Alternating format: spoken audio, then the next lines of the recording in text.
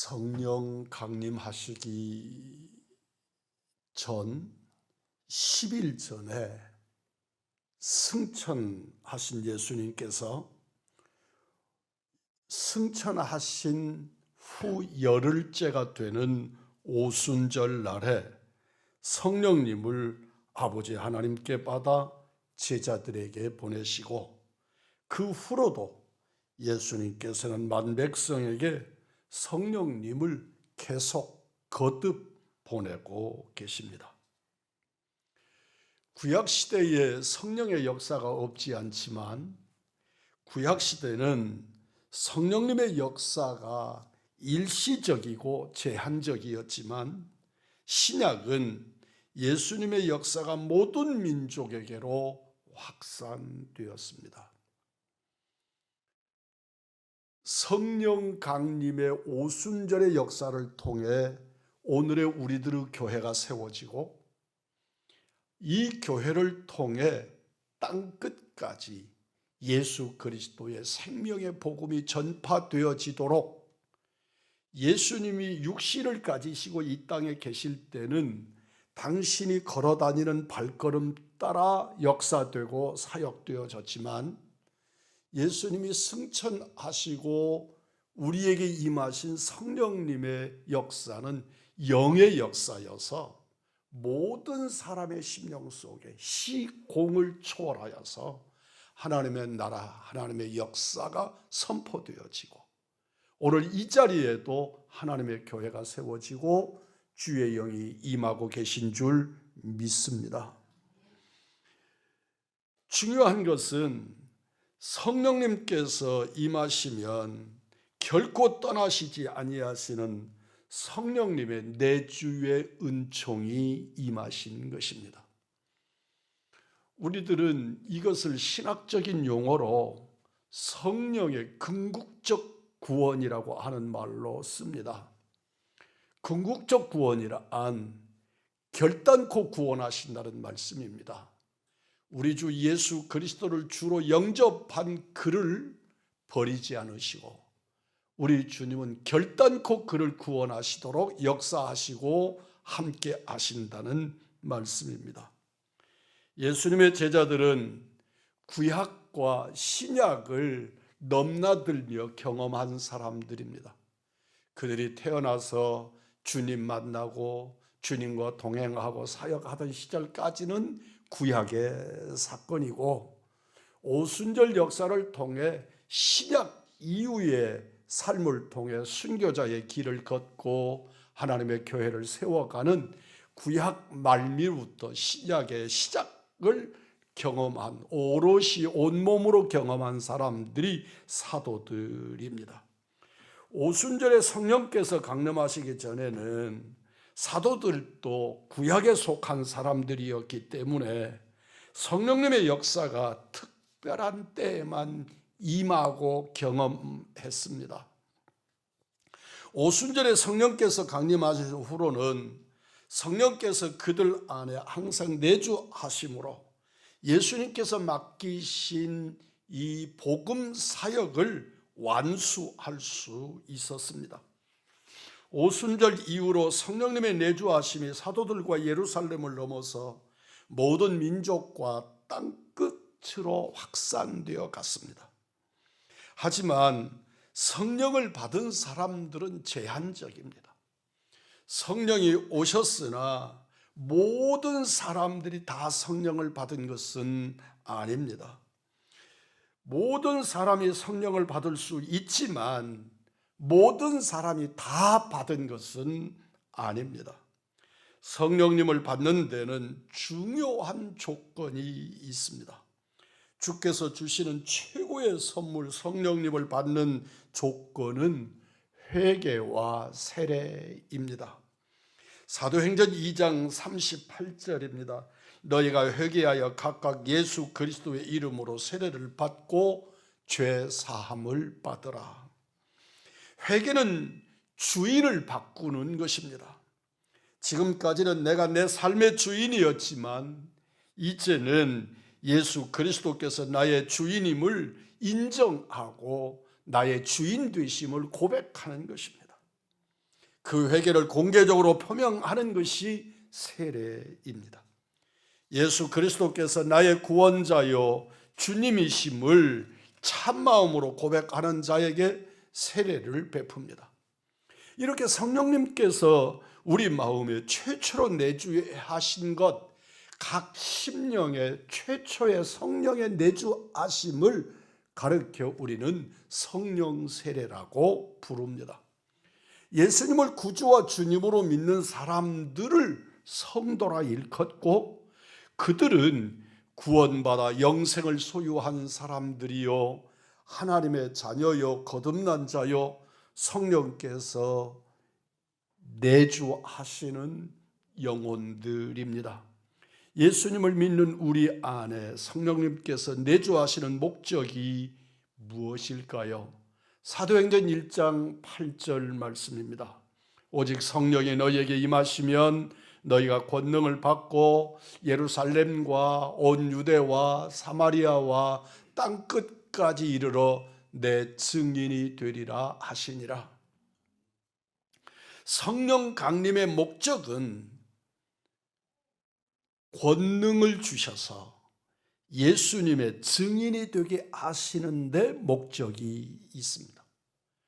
그러니까 성령을 받은 사람, 성령 충만한 사람에게는 나타나는 확실한 증거가 있는데, 그것은 예수 그리스도의 증인이 되는 것입니다.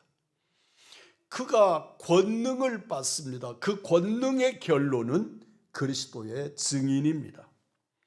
여기서 권능은 헬라어, 성경을 쓰여진 헬라어로는 두나미스라 그렇게 표현합니다. 이 두나미스를 영어로는 다이나마이트라고 번역했습니다. 성령께서 성도들에게 주시는 권능은 다이나마이트처럼 놀라운 폭발력, 힘을 가졌다는 것입니다. 그것이 권능입니다. 인류에게 최강의 폭탄이 핵이라면 핵포탄보다 더 큰 위력을 가진 성령의 권능입니다. 성령의 권능은 네 가지 면에서 엄청난 위력을 가졌습니다. 첫째는 성령의 권능은 예루살렘과 온 유대와 사마리아와 땅끝까지 미칩니다. 여러분, 수류탄이 터지면 반경 15m 정도의 폭발력을 갖습니다. 그러니까 수류탄이 터지면 이쪽에서 이쪽까지 영향력이 한 30m 정도의 그 폭발력의 영향력을 갖는단 말입니다. 핵이 폭발하면요, 그것은 한 도시를 없애버릴 수 있겠지요. 그러나 성령의 역사는 이 세상 끝까지, 땅 끝까지 증인되게 하시는 능력을 가지신 줄 믿습니다. 뿐만 아니라 성령의 폭탄은 사람이 있는 곳에는 어디서든지 폭발할 수 있습니다.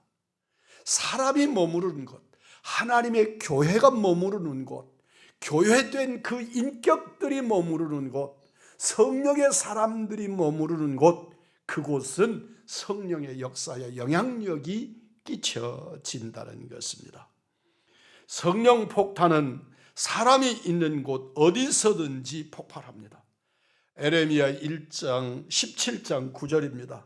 만물보다 거짓되고 심히 부패한 것은 마음이라. 그 마음에 역사하는 영이 성령님이신 줄 믿습니다.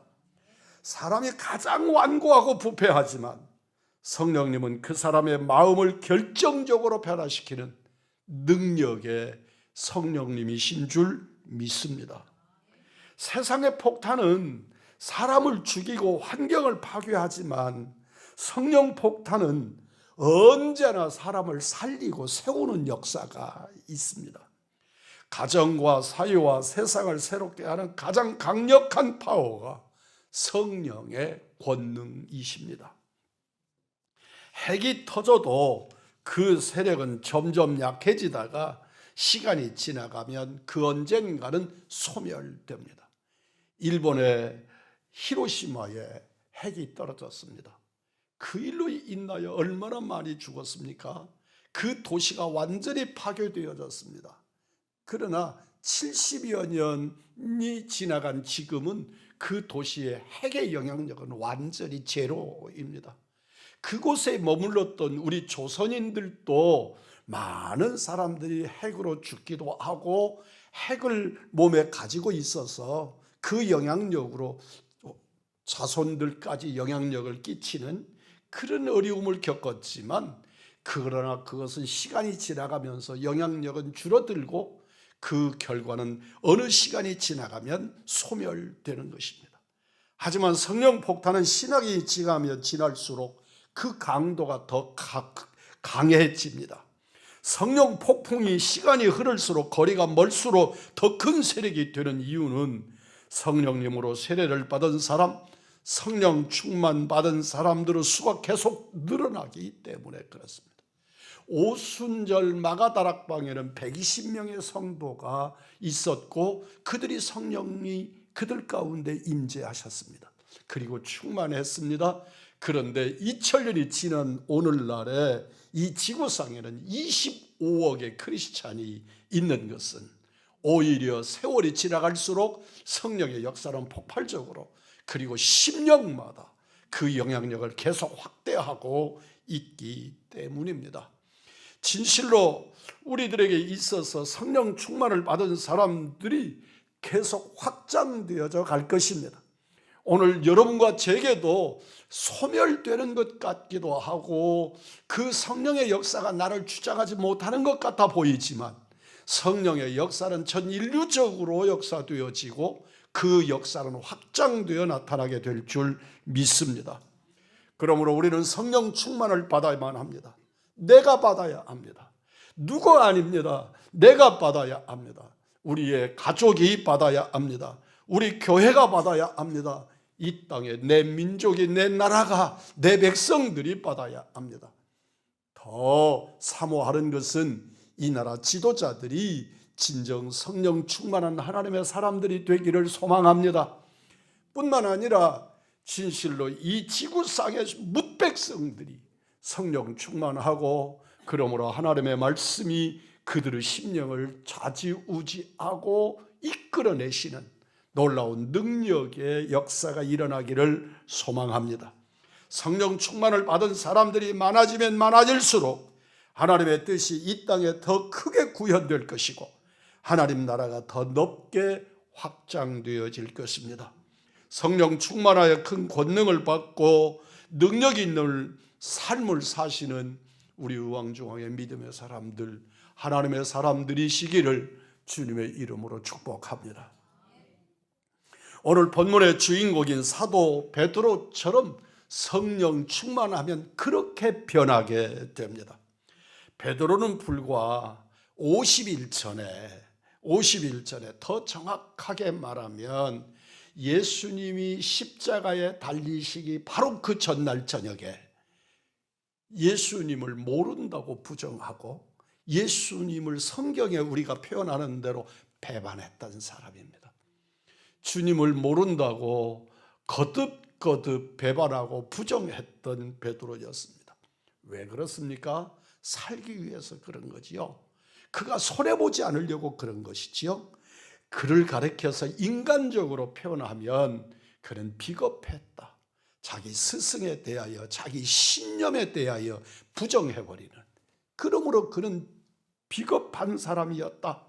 오늘 본문 베드로를 보십시오. 성령의 권능을 받아서 완전히 딴 사람이 되어 있는 것을 발견합니다. 그를 지금 사도 베드로가 오늘 증거한 이 말씀을 증거하면 또 하나의 예수가 되어져서 그도 십자가에 못 박혀 죽을 수 있는 상황입니다.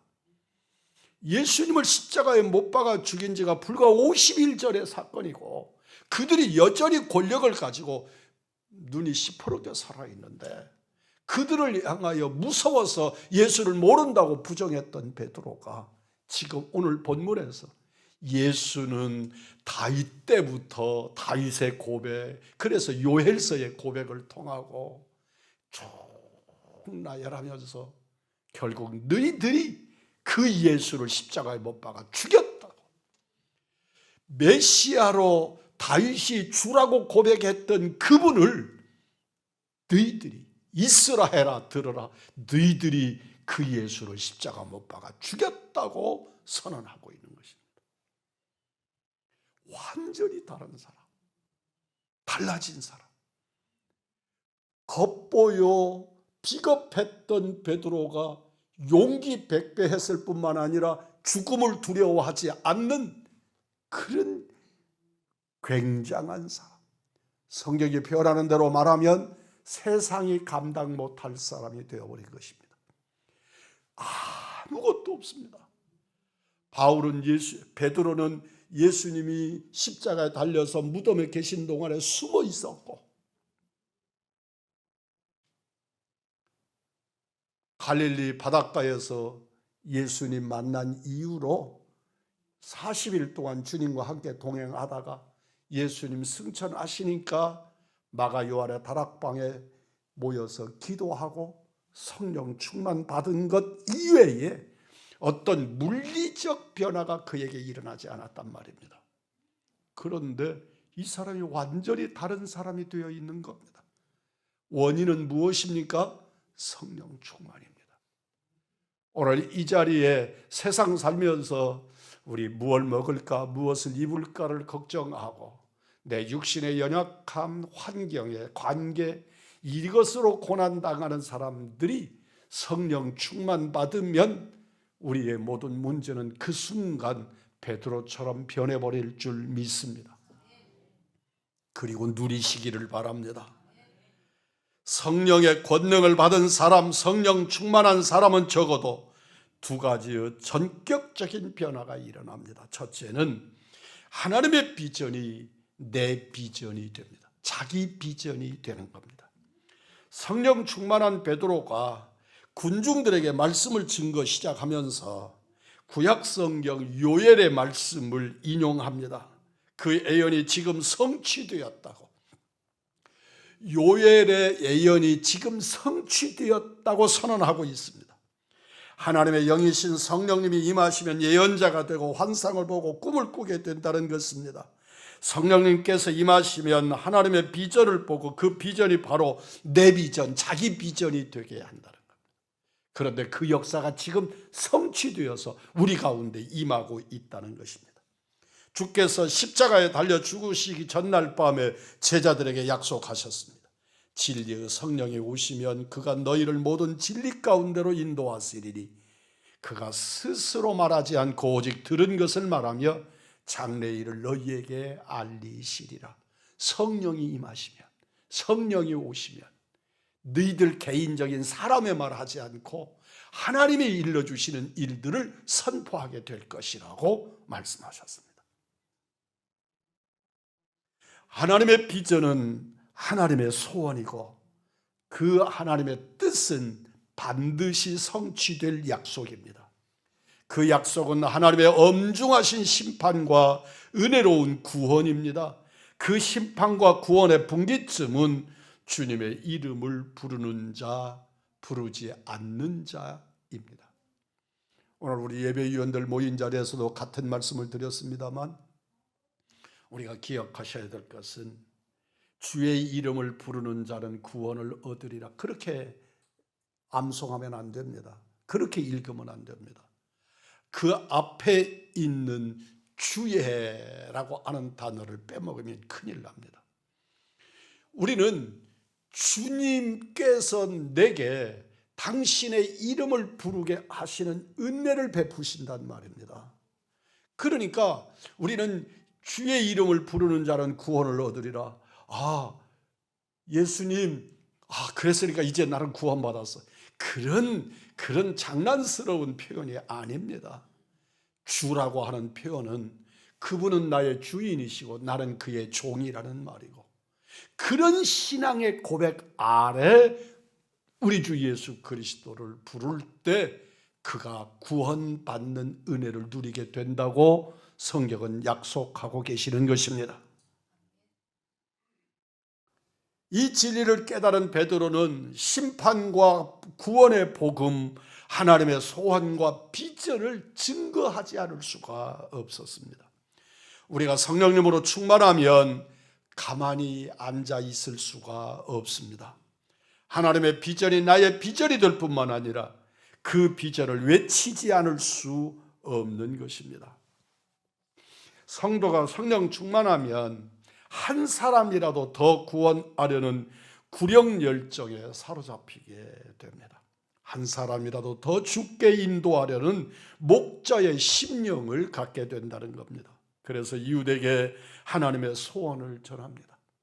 베드로 사도가 그랬듯이 우리도 성령 충만하면 역시 하나님의 뜻을 드러내는 비전의 사람이 될 것입니다. 성령 충만하여 세상을 구원하는 주님의 비전이 오늘 우리의 비전, 우리 우왕중왕의 비전이 되기를 주님의 이름으로 축복합니다. 뿐만 아니라 예수님을 담대하게 증거하는 증인이 됩니다. 오늘 본문의 14절, 22절, 36절, 38절로 40절의 말씀을 보십시오. 베드로는 진정 대장부가 되었습니다. 자신이 깨달은 진리를 거침없이 외칩니다. 속으로 웅얼웅얼하지 않습니다. 돌아서서 사람 못 알아듣는 말로, 혹시 위험을 피해갈 말로 이렇게 저렇게 변명하지 않습니다. 성령 충만한 베드로는 51절의 베드로가 아닙니다. 이제 누구도 감당 못할 진리의 사람, 믿음의 사람, 세상이 감당 못할 사람이 되었습니다. 성령님께서 그에게 신령한 용기를 주셨기 때문입니다. 여러분의 마음에 염려와 두려움이 자리를 잡고 있습니까? 성령 충만을 사모하시는 우리 믿음의 사람들이기를 축복합니다. 성령으로 충만하면 하늘의 평안과 신령한 용기가 생깁니다. 그보다 더 중요한 성령 충만하면 예수님을 보다 정확하게 알아집니다. 그래서 예수님에 대해서 흐트러짐 없이 깨달아지고 분명해지는 것입니다. 그리고 그 예수님의 충실하고 신실한 종이 됩니다. 그것을 가르쳐 그리스도의 증인이라고 표현하는 것입니다. 오늘 베드로 설교의 핵심, 오늘 베드로 사도는 14절로부터 시작해서 오늘 제가 봤던 36절까지 베드로의 설교가 계속되는데 그 설교의 핵심은 딱 한마디입니다. 따라서 하십시다. 예수님. 그렇습니다. 성령의 역사, 성령 강림의 역사를 표현하고 있는데 그 주어는 예수님이란 말입니다. 성령님이 이 땅에 오셔서 가장 강력하게 행하시는, 내게 권능을 주셔서 가장 강력하게 행하시는 것은 예수를 증거하는 것입니다. 예수는 나의 하나님이시다. 예수는 나의 구주시다. 예수는 하나님이시라고 증거하게 하는 줄 믿습니다. 성령 충만한 베드로가 예수님의 충실한 증인이 되었습니다. 성령님이 아니고는 우리가 예수님을 정확하게 알지 못할 뿐만 아니라 예수님을 바르게 전할 수도 없습니다. 성령 충만의 목적은 우리로 예수님을 충실한 증인이 되게 하는 것입니다. 성령 충만 받아서 내가 은사도 받고, 성령 충만 받아서 내가 권능을 받고, 다 좋은 일입니다. 그러나 그것이 목적이 아닙니다. 성령 충만의 목적은 예수를 증거하는 것입니다. 예수의 증인이 되는 것입니다. 내가 신유의 은사가 있어, 내가 이러이러한 은사가 있어, 그 은사를 드러내는 데 목적이 있지 않고 내게 주신 어떤 은사도 예수를 드러내고 예수를 증거하게 하는데 목적이 있다는 것을 잊지 않기를 바랍니다. 내 안에 은사를 가지고 계신 성도님들, 그 은사가 주께로부터 오신 것이요 주님이 드러내시고자 하는 것이 귀하고 복되고 아름다운 것입니다. 그럼에도 불구하고 은사를 통해 무엇도 아니라 예수를 증거하시고 예수를 드러내시는 믿음의 사람들, 하나님의 사람들이 되시기를 주의 이름으로 축복합니다. 성령님으로 충만하면 역시 두 가지의 큰 변화가 일어납니다. 첫째는 하나님의 비전에 사로잡히게 됩니다. 예수님을 위해 살고 예수님을 위해 죽는 예수님의 신실한 충실한 증인이 되는 것입니다. 예수님의 13명의 제자들, 가룟 유다를 빼고도 마띠아, 바울을 포함한 13명의 제자들이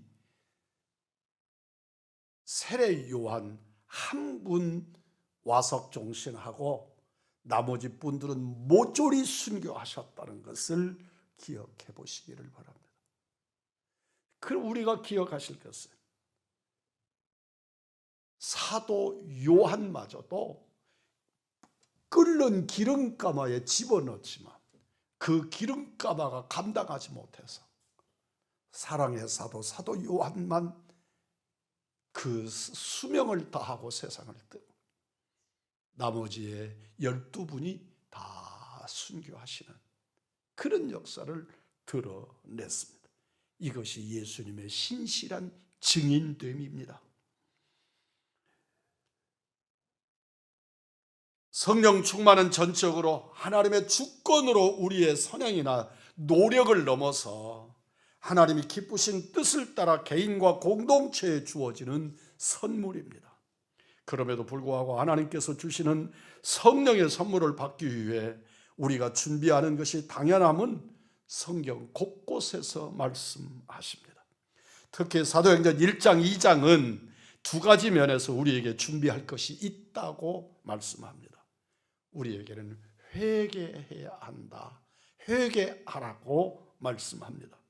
성령님은 거룩하신 영이시므로 죄를 회개하는 심령에만 성령 충만이 임하신다는 것입니다.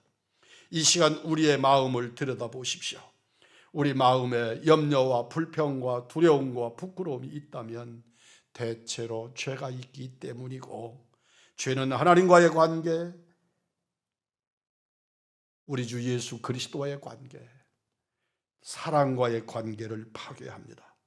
그래서 죄를 회개하지 않고는 행복할 수 없고 성령 충만할 수 없습니다. 죄는 능력 있는 그리스도인으로 살지 못하게 만듭니다. 예수님께서 그 죄를 내놓고 회개하면, 주님 앞에 그 죄를 회개하면 주님은 즉시 용서하신다고, 용서하시겠다고 약속하셨습니다. 뿐만 아니라 성령 충만을 합심하여 간구하라고 말씀합니다. 우리의 신앙은 개인적인 것입니다. 우리 어머니의 신앙으로 내가 구원받지 못합니다. 내 신앙으로 내 자식들을 구원시키지 못합니다. 그러므로 나도 예수를 믿어야 하지만 우리의 부모님도 내 자식들도 사랑하는 사람들도 다 그들이 예수를 믿게 해야 하고, 그들이 예수를 믿어 고백하고 주님의 이름으로 구원받는 은혜를 누려야 될 줄 믿습니다.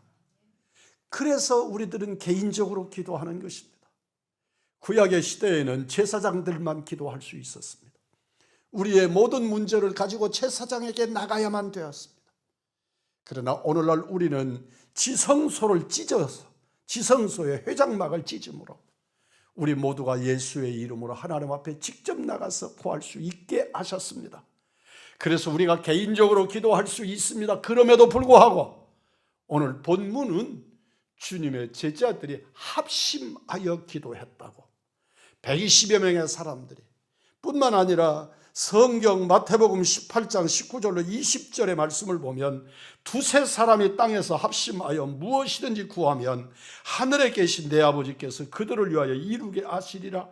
두세 사람이 내 이름으로 모인 곳에는 나도 그들 중에 있다고 말씀하십니다.